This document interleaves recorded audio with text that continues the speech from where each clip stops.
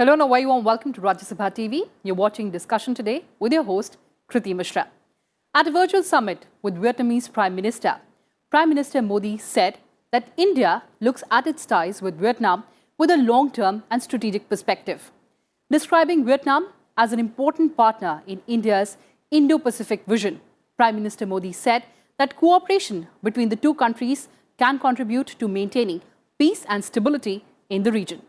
India and Vietnam, with historical roots in common struggle for liberation from colonial rule and the national struggle for independence, share traditionally close and cordial bilateral relations. And to get a perspective on India-Vietnam ties, I'm joined by Mr. Arvind Gupta, Director, Vivekanand International Foundation, and Mr. Ashok Sajanhar, former ambassador. Welcome to Rajya Sabha Television, both of you. Thank you. Ambassador, let me come to you first, and let me quote Prime Minister Modi. Next year, both of us will be members of UN Security Council, so significance of our cooperation in global context will increase, unquote. Big takeaways for you from the virtual summit. Well, thank you, Kriti. Thank you for having me on your show. In terms of the big takeaways, I think first it must be remembered that this is the first virtual summit that Prime Minister Modi is having with any leader of the ASEAN countries. You know, this is the 9th virtual summit that Prime Minister Modi has conducted with the partners, starting with Australia a few months ago. But as far as ASEAN is concerned, which is again a very important region for India, this is the first bilateral virtual summit that he's conducted. This is significant because, you know, as it was mentioned by the Prime Minister, that it's Vietnam is a very significant pillar of India's Act East policy, and also it's a vital actor as far as our Indo-Pacific vision is concerned.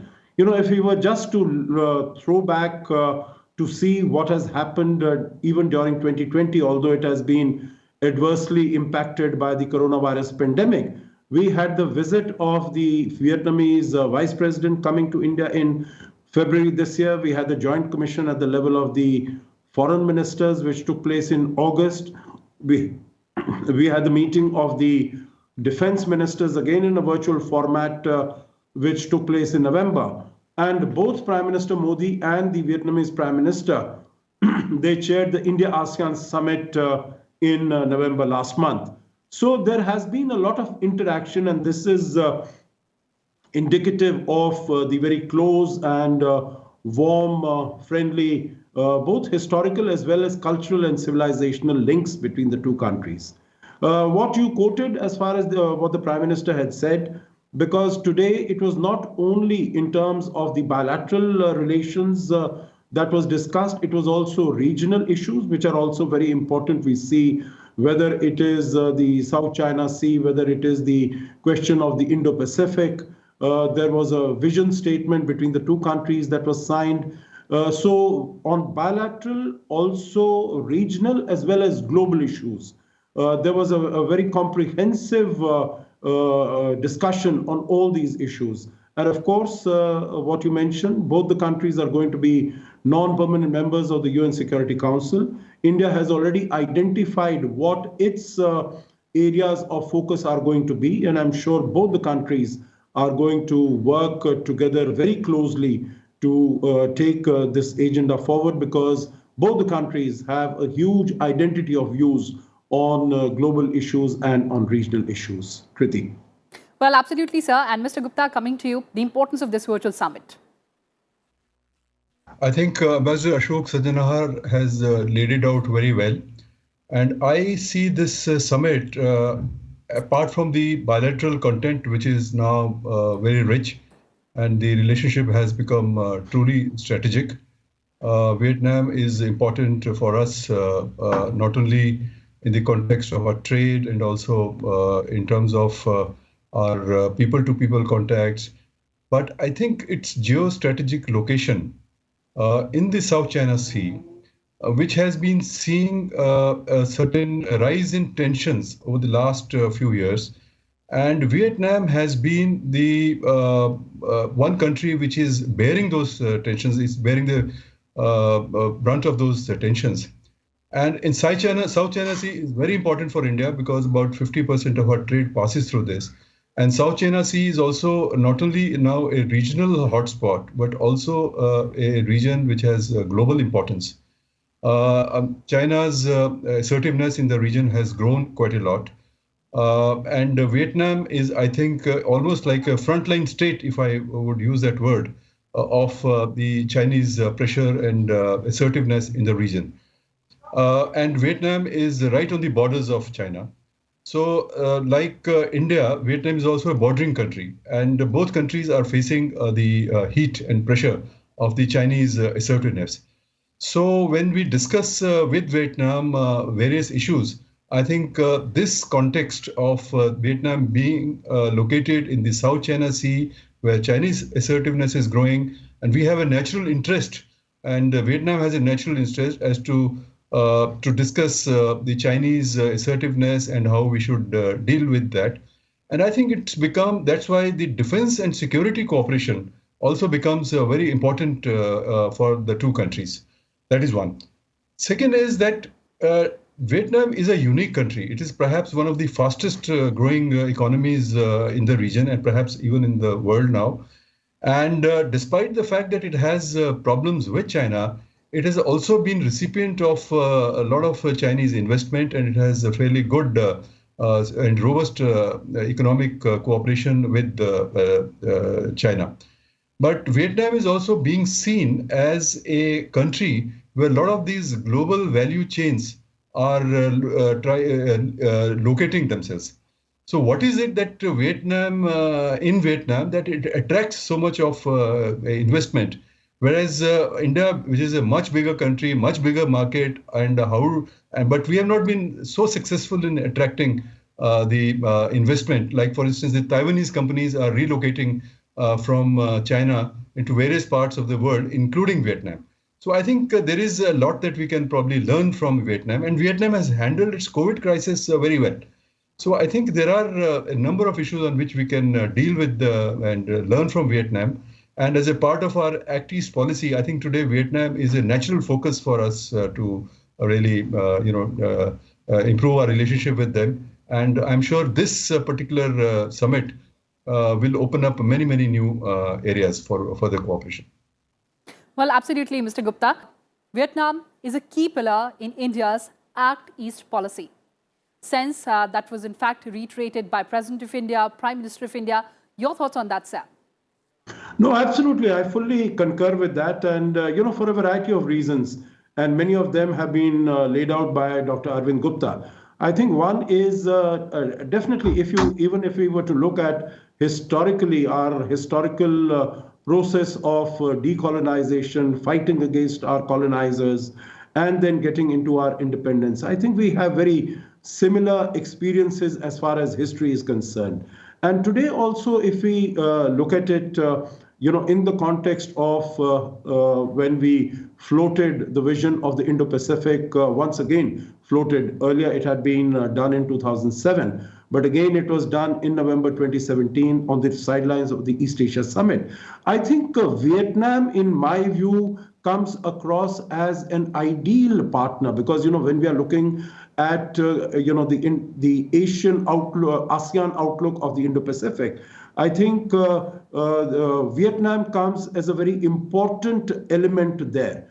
And also when we are looking at, let us say, the expansion of the Quad, now it is well understood that all of ASEAN will not really be able to become a partner there because as far as the South China Sea is concerned, there are 4 or 5 claimant countries like Philippines, Vietnam. But out of all of these, in my view, Vietnam is the most important.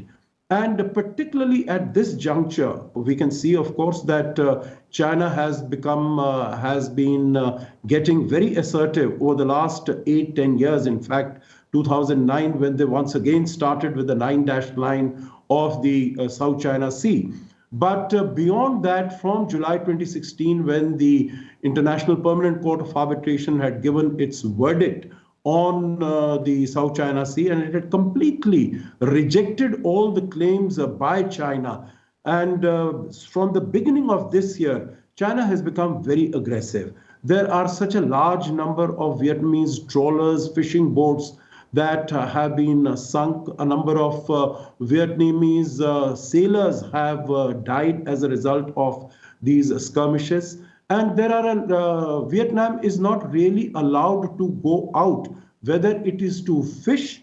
Vietnamese boats are not allowed to go out to fish or even to exploit or explore hydrocarbons and fossil fuels in the South China Sea. And there are lots of riches there.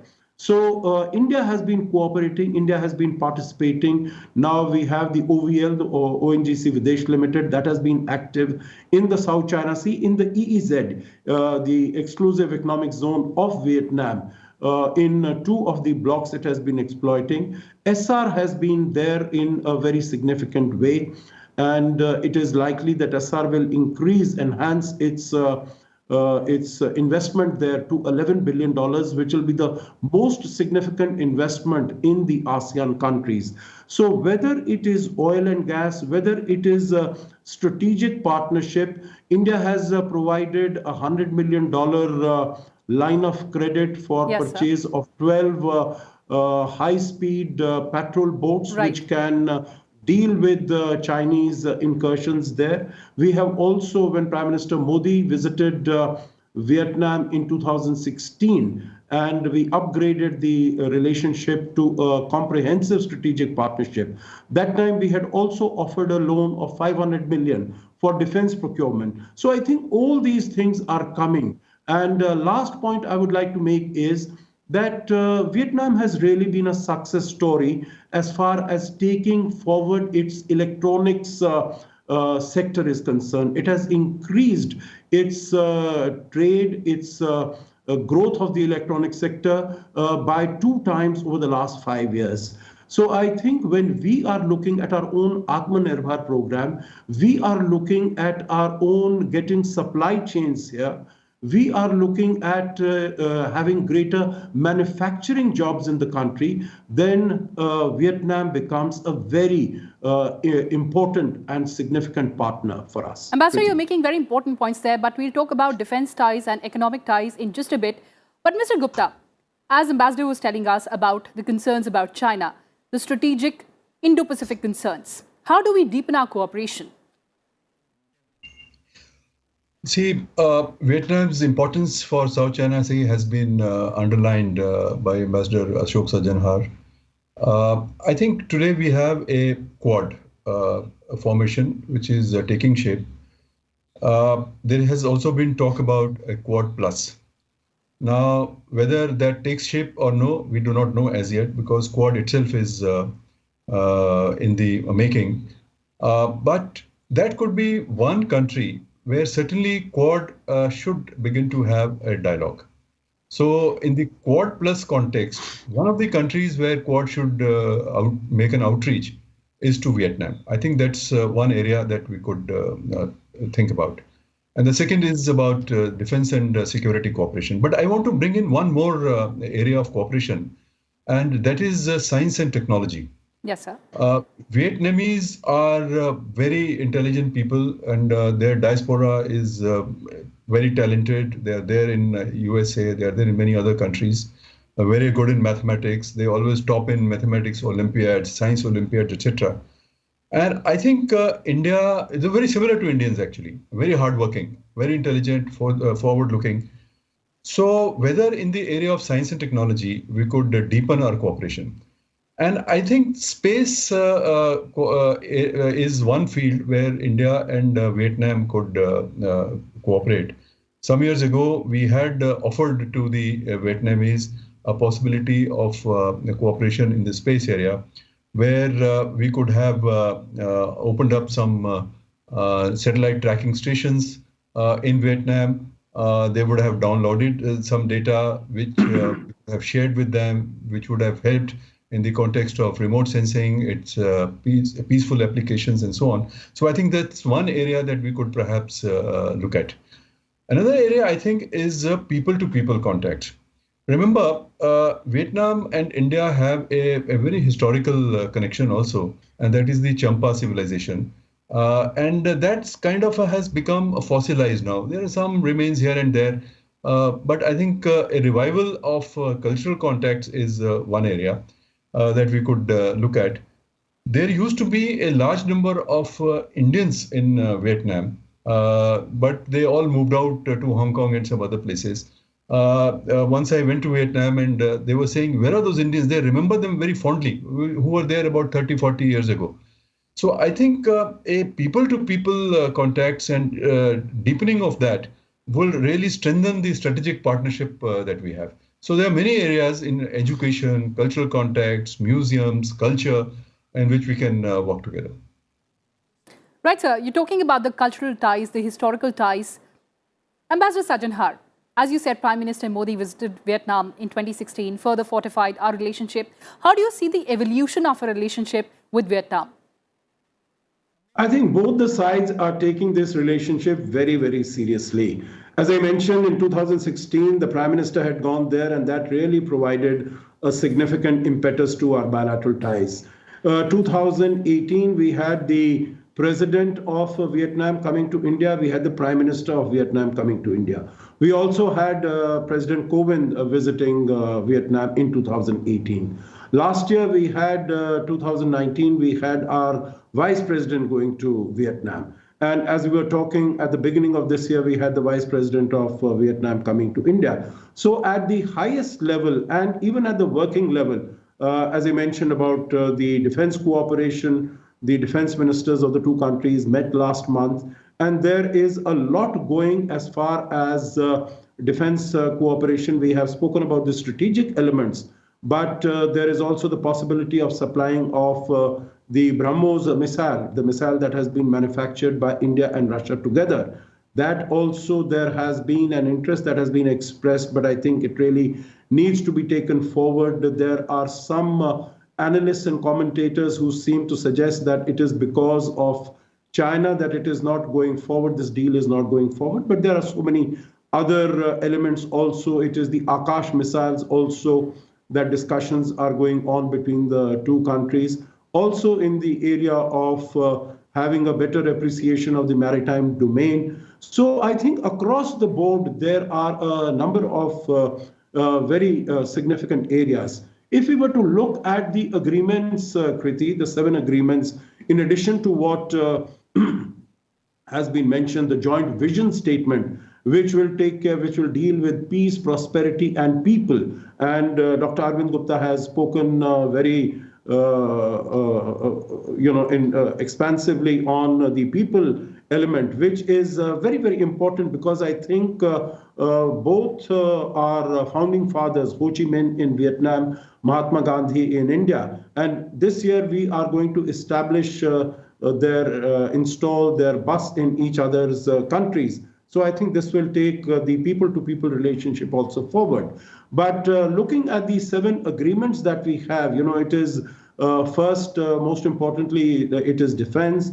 Then it is also scientific research that Dr. Gupta spoke about, which is very important. It is things are happening. It's on nuclear energy, renewable energy, petrochemicals, in area of medicine, cancer treatment. So there is a whole vast range of areas where both the countries are cooperating and can take forward the cooperation. So as we've been speaking, it's not only the bilateral issues, it's not only the regional strategic matters, but it's also global issues. And that is what you started the program with, Kriti. So when India's focus as far as global issues are concerned is on reformed multilateralism, that is reform of the UN institutions, whether it is UN Security Council, it is WHO, it is WTO, and of course focusing on terrorism. So I think there is such a close identity of views between India and Vietnam that both the countries are also going to be cooperating extensively on the UN platform, where both of us will be non-permanent members of the UN Security Council next year. Kriti. Well, absolutely, sir. We do hope that. But Mr. Gupta, talking about the economic cooperation, now we understand that Vietnam is a very important export destination for India after Singapore in the ASEAN region. How do we further enhance the trade and economic cooperation with Vietnam? I think while the potential is there, it's not going to be easy because the situation has changed quite dramatically in the last few years and also very recently. As you know, Vietnam is a member of the ASEAN. It's also now a member of the RCEP. It has also joined this, the Comprehensive Trade Trans-Pacific Partnership. So now Vietnam and India is not in any of these. So for India to deal with ASEAN countries mostly, and Vietnam, of course, is one of them, and who are members of these mega trading blocs, so it is not going to be very easy. The Chinese now will already have a foothold in this, and India will have to really work very hard. So I think one way to perhaps do is to look at perhaps a separate India-Vietnam economic cooperation arrangement, if that is feasible, so that the areas of interest which are, mutual interest, they are taken on board. But Indians would have to be working very hard to now enter these markets. So this is true for, of course, most of ASEAN countries because they are member of these mega groups. But other is, I think our businesses, they have to show some ambition. They have to show some what they call the animal spirits. We are all very comfortable dealing with countries whom we have been dealing with it. It's quite smooth, etc. New markets have to be explored. I think just as the whole world is increasing its investment in Vietnam, Indian companies can also look for opportunities in investing in Vietnam and becoming a part of the global value chains.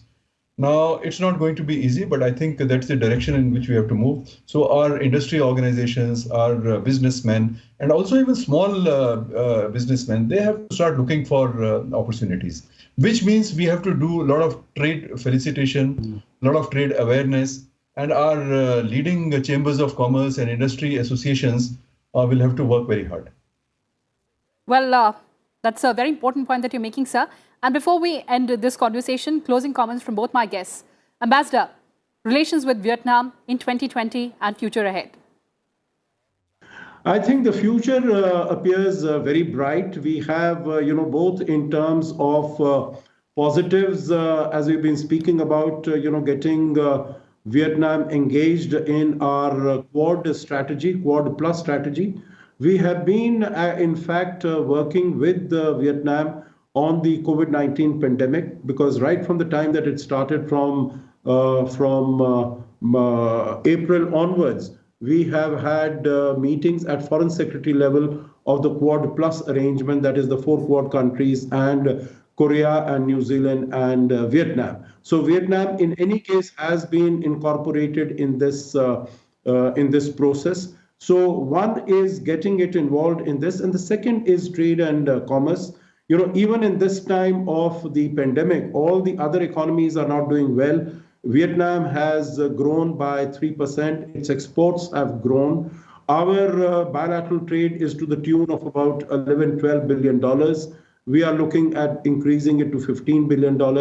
I think there is so much in terms of what we can learn, or in terms of best practices that we can get from Vietnam in terms of ease of doing business, because all the value chains, the supply chains that are coming out of China, or the new ones that are coming out, they are all, many of them, going to Vietnam, Malaysia, and other countries. I think we need to attract them to ourselves, so we have ourselves to become much more attractive partners. In addition, Vietnam is also now signed an FTA with the European Union. So I think we also need to, both as far as UK is concerned and EU is concerned, we've been having our discussions from 2007 onwards, but I think we really need to take it forward. Kriti.